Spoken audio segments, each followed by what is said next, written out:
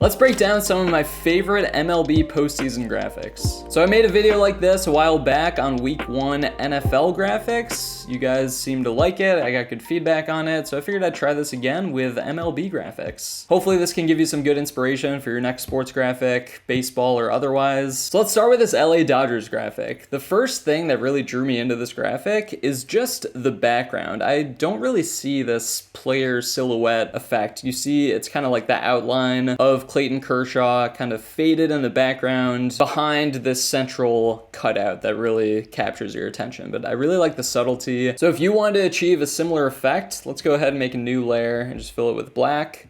And let's drag in a cutout of Ben Yacht just for this example, and we'll blow it way up. Now ideally, like I think the photo they chose probably naturally had this lighting on the left side of the player with like some sort of rim light and the sun behind him, but we can kind of create something more artificial and similar. Also high-res photo always works best as well. Let's group this Ben Yacht cutout into its own folder. On top of this folder, we're gonna add an adjustment layer and go to threshold. And we're gonna clip this threshold to the folder. So I'm gonna hold Option, click in the space between layers, and now we have it just affecting the cutout layer. So I can actually remove this black background. And now what we want to do is bring this way up. So like we're just getting some of the highlights on our player here. And to get this kind of rim light that Clayton Kershaw has in the background, let's go ahead and we're gonna do an inner shadow to our cutout. So this is on the cutout layer within the folder. And then something with like either screen or overlay should be good. You can mess around with these settings, but play with opacity. You'll see we're starting to get that rim light just on the left side because we're choosing this angle of the inner shadow. It's just hitting our cutout from this side. And if there's ever like too much white, like if we want to get rid of the white in the face, you can always just color in with a black brush on a new layer, still within this folder.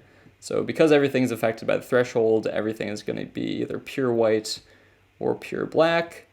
So we can do something like this. And now to really get to blend in with whatever dark background you're using, let's set the folder to screen.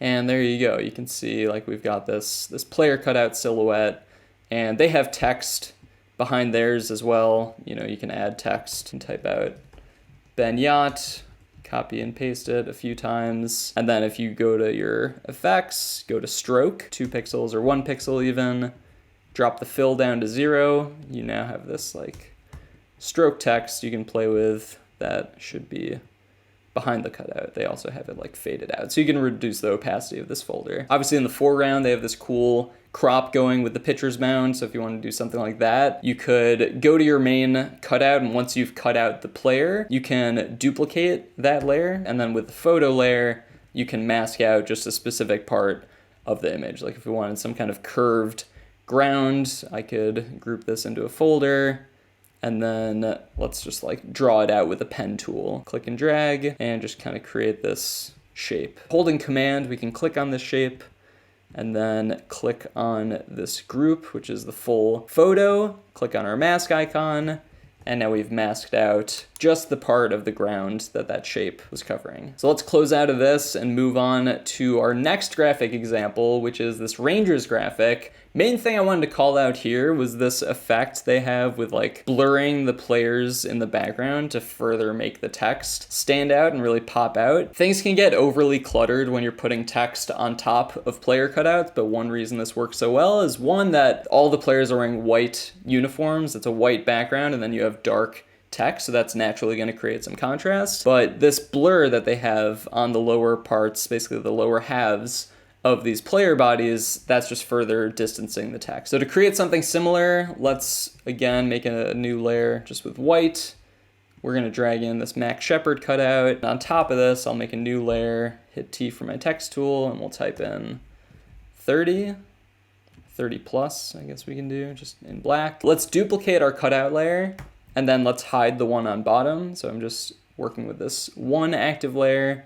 And then if you go to Filter, Blur, it's kind of up to you what kind of blur you want to use. You could use motion, could use radial, or just a Gaussian blur is kind of your standard, something like 4.8. And now if you put a mask on this layer, we just want this layer to be showing his legs. So I'm gonna take my gradient tool, holding shift, I can take this gradient that's just black to transparent and basically hide the top part of his body, which will then activate on this lower cutout. Click and drag from about here. So that's gonna create this gradient fade. And then with the bottom cutout active now, we can basically invert the mask that was on our blurred cutout. So let's hold Option and click and drag this mask over, and then Command I is invert. So now we have the top part of the player is totally in focus and the bottom part is blurred out. You can also go a step further if you wanted more contrast here. You can lower the opacity of the blurred out legs. That kind of further gives separation between the text and your player cutout. Another thing I like here is just the subtle use of color. Like obviously you have mostly white uniforms, but you have subtle colors popping out with red helmets and the blue Rangers text. And then to complement that in the middle of the design, you have these like gradient bars of color on both the top and bottom. I would say adding little bits of color to the top and bottom are just subtle ways to make the design a little bit more interesting rather than just having a plain white grayscale background. Now moving on to our next one, we have this Houston Astros graphic. And this one's really nice because I could see this just being like on a white background with dark text, but I really like the choice to make this a blue to white gradient fade and then white text. Like it still feels like a mostly white or light gray graphic, but you can see like half of it is covered in this blue. And then I really like the contrast it creates between the blue, the gold, and the white. You can see the text effects they use. They basically had a stroke going around all of the text and then also an inner shadow. So this is all stuff you can get from your effects. If we were to just type out our own text, basically you want to go down to your effects and then go to stroke, just increase the size a little bit. And then inner shadow is kind of how it has this like 3D feel to it, like it's going into the design. And we can set the blend mode to multiply, make sure the color is set to black as well. And you can just make this as subtle or as obvious as you'd like. And then they also have like a texture going over all of the text. So this is basically an image or maybe just a collection of text. Maybe they created this pattern in a separate document and then brought it in. If we wanted to bring in some kind of texture overlay with this text, you can just drag in whatever photo you want to use. So I have this New York City, just kind of took a random photo off my computer, hold Option and click on the space between layers. And then if we want to really fade it out, we can set the blend mode to luminosity and just lower the opacity. The other thing I really like in this design is the subtlety of the player's hands being motion blurred. So this, again, if you had the cutout, you'd basically make a duplicate cutout layer, just have motion blur affecting that part that you're masking out, just the player's hands. And similarly to how we created this Max Shepard blur, you would then invert it for the area that you want in focus, not blurred. And this is another nice use of color at the top of the design. Like we saw in the Rangers graphic, you had these gradient bars to kind of bring the whole thing together. Similarly, you have some gold elements. You got the gold cleats, gold signature, gold text. Your eye might want some more balance to this design and have some gold at the top as well. Like in my mind, this gold strip drastically improves this graphic and it would look a lot more boring without it. Next graphic we're going to look at is this Orioles graphic. This was actually the first one that came across my timeline, which inspired me to make this video about MLB team graphics. This is just a very creative photo manipulation. They've put an Oriole and some Texas imagery front and center in the middle of the design. They've overlaid it on top of a photo from an Orioles game. Everything's just blended super well. You can also appreciate the lighting job they did. So I think they intentionally brightened up this top right corner of the design and then darkened the bottom left. That just helps sell whatever lighting effects you're gonna put on your cutouts. So like this bird, for example, I doubt it had this rim light initially. They might have just taken like a white brush and brushed in this edge, again, to sell the idea that the light is coming from the top right. And then similarly, you can see the boots are darker on the bottom left. You have consistent shadows. So if you're wanting to create a graphic like this, photo manipulation is what you have to learn. If you want to do some kind of similar lighting effect, what you can do is just use gradients to use like a white and a black gradient in each corner. So if we want to start with this dark gradient tool, make sure you're set to black to transparent.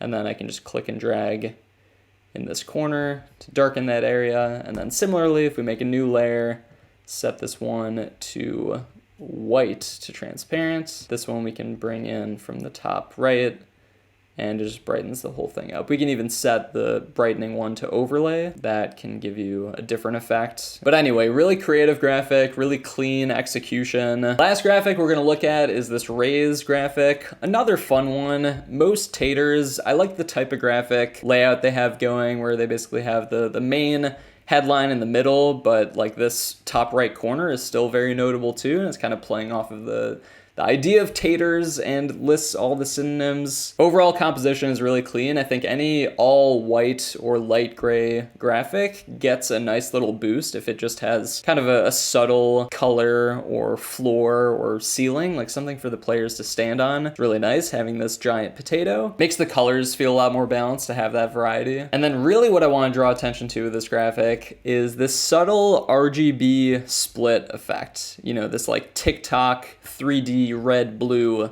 thing they have going just in certain parts of this design. It's not like they took the whole image and shifted it all, but they were kind of choosy with what parts were being affected. To do something similar yourself, you can either do this with the whole design or with a specific cutout layer, a specific text layer. Let's do it with the whole design for this example. Let's duplicate this entire image and then double click to bring up our blending options. You can also right click, blending options, and then these channels right here, these are the key checkboxes. So if we uncheck the R, the red channel, hit OK, and then if we just have our move tool selected and move this image one of the ways, you can see this is creating the split. So if we just wanted like a subtle shift, you can just move it to either the right or the left. And you can play with this effect some more just by masking out the parts that you wanted affecting. So if we put a mask on it and then invert this mask with Command I,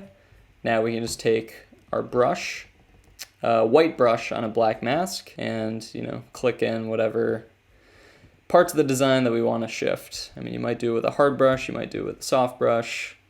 Totally up to you. Another cool thing you can do with this split effect is if we, again, kind of redo that, duplicate the layer, let's convert it for smart filters this time.